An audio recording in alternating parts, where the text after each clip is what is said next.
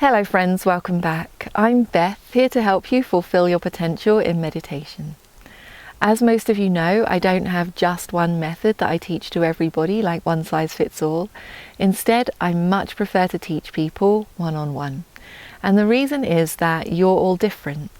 So please use these videos as a guideline, and if there's anything that isn't quite working for you or anything that doesn't quite fit, then be in touch and I'll be more than happy to discuss those things with you one-on-one.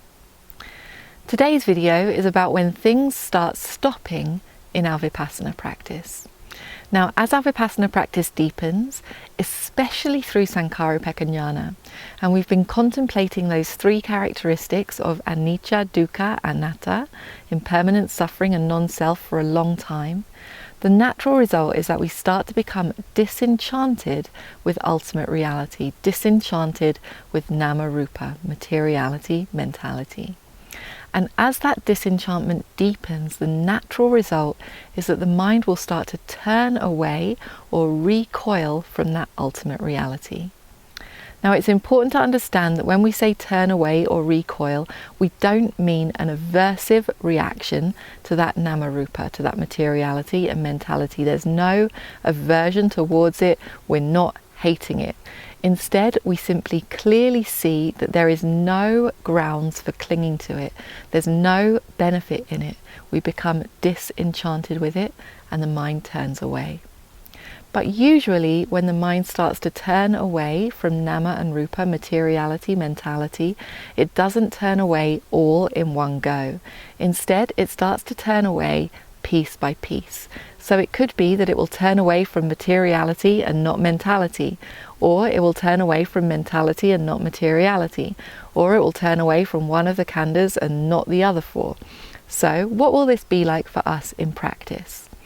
Well, in practice, how it will seem is that we simply can't perceive one aspect of ultimate reality anymore.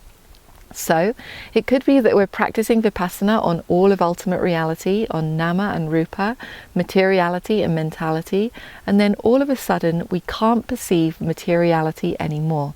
We can't perceive the arising and passing away of the heart base. We can't perceive the arising and passing away of any kind of light or of mind-born materiality.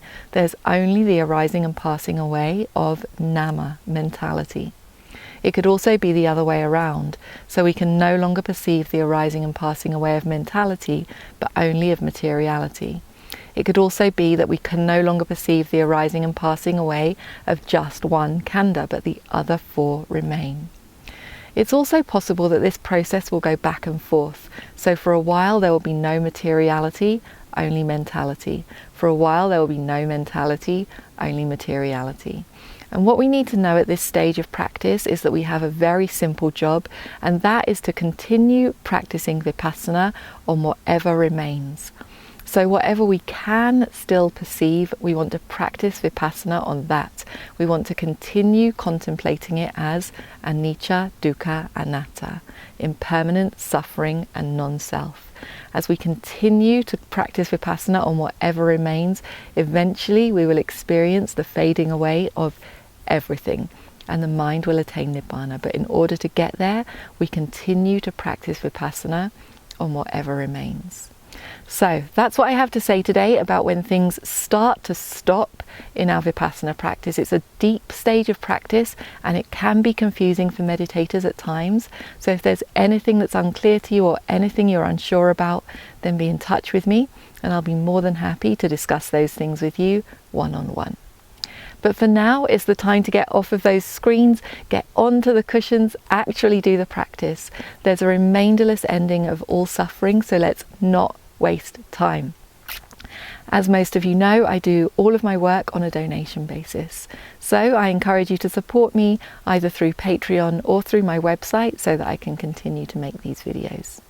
Thank you so much for your support. Wishing you the best with your meditation.